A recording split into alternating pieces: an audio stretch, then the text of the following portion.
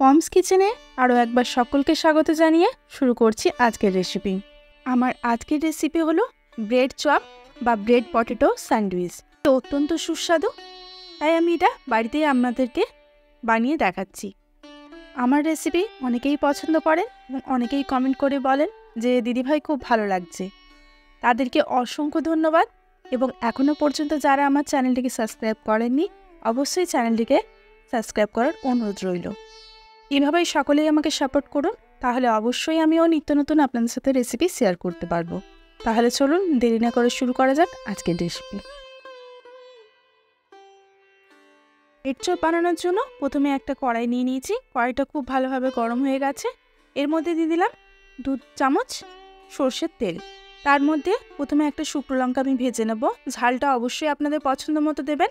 শুকনো লঙ্কাটাকে ভেজে নেওয়ার পর আমি এই তেলের মধ্যেই দিয়ে দেবো পেঁয়াজ কুচো, তারপর দিয়ে দেবো টমেটো কুচো, কাঁচা লঙ্কা কুচো।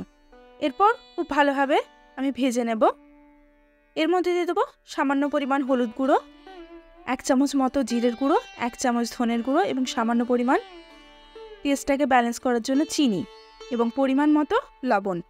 সবশেষে দিয়ে দিলাম ধনেপাতা কুচো। এরপর মশলাটাকে খুব ভালোভাবে আমি মিশিয়ে নেব। 2 মিনিট একটু মশলাটাকে ভেজে নেওয়ার পর আমি এর মধ্যে দিয়ে দেবো সেদ্ধ করে রাখা আলুটাকে আমি সেদ্ধ করে ম্যাশারের সাহায্যে ম্যাশ করে নিয়েছিলাম। তারপর আলুটা দেওয়ার পর 2 মিনিট একটু মশলার সাথে আলুটাকেও মিশিয়ে নেব। দেখুন খুব ভালোভাবে আলুটাকে মেশানো হয়ে গেছে। এরপর আমি এটা তুলে রেখে নেব।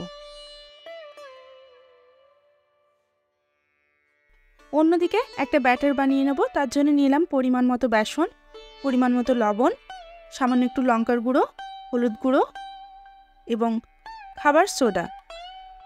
অল্প অল্প জল দিয়ে খুব ভালোভাবে ব্যাটারটাকে আমি তৈরি করে নেব।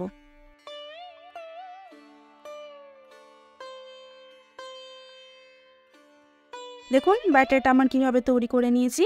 খুব বেশি পাতলাও হবে না এবং খুব বেশি মোটাও হবে না। চলুন এবং ব্রেড চপগুলো তৈরি করে নিই। এখানে আমি স্লাইস ব্রেড নিয়েছি। একটা ব্রেডের ওপর প্রথমে আলুটাকে খুব ভালোভাবে চারদিক লাগিয়ে নেব। আপনারা দেখতেই পাচ্ছেন আমি কিভাবে জায়গাগুলোকে ভরাট করে নিলাম। এরপর উপর থেকে আরেকটা স্লাইস ব্রেড দিয়ে দেব। হালকা হাতে একটু প্রেস করে নেব। এইভাবেই সব ব্রেডগুলোকে তৈরি করে নেব এবং পরে মাঝখান বরাবর কেটে নেব। এরপর দেখুন ওই ব্রেডগুলোকে নিয়ে বেসনের ব্যাটারে ডুবিয়ে গরম তেলে আমি ছেড়ে দেব।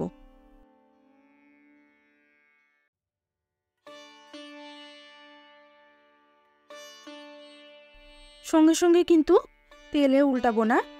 এক পাশটা হয়ে গেলে অটোমেটিক ব্রেডটা ওপরে ভেসে উঠবে, তখন এবার আমি অপর পিঠটা উল্টে দেব। এইভাবেই সবগুলোকে তৈরি করে নেব এবং সন্ধ্যাবেলার চা বা কফির সঙ্গে গরম গরম ব্রেড স্যান্ডউইচ একদম ফাটাফাটি। আপনারা দেখতেই পেলেন এটা বানানো খুবই সহজ। বাড়িতে বাচ্চা থেকে বয়স্ক সকলেরই এটা খেতে খুবই পছন্দ করবে। তাই আপনারা অবশ্যই বাড়িতে এটি তৈরি করুন এবং আমাকে কমেন্ট করে জানান আমার এই রেসিপি আপনাদের কেমন লাগলো। আমার রেসিপি যদি আপনাদের ভালো লেগে থাকে তাহলে অবশ্যই লাইক, শেয়ার, কমেন্ট করবেন। আর আমার চ্যানেলে নতুন হয়ে থাকলে অবশ্যই চ্যানেলটিকে সাবস্ক্রাইব করে পাশে থাকবেন। সুস্থ থাকবেন, ভালো থাকবেন। আবারও দেখা হচ্ছে অন্য একটি রেসিপির সঙ্গে।